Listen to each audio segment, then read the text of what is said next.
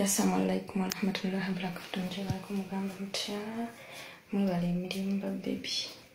Banawe, this is my bedroom. Ebityo ebibeera. Eyo Qur'ani yange nsula mutoyi. Nsula mukigo mwe ba baby. Ekyo ekintu ekyeru mbikawo kwa kyekitoyi neneebaka. Sifaayo. Time welcome tujja kudda ewaffe. Tusabe ekintu kimu kyokka tusabe Katonda atuwe obulamu. Eyo bedroom yange mwe ba baby. Temufaayo ku bye bakola.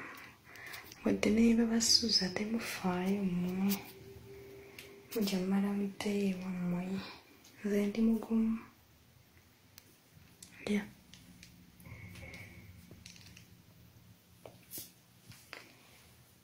Ebizibu ebijja mpita Katonda wange.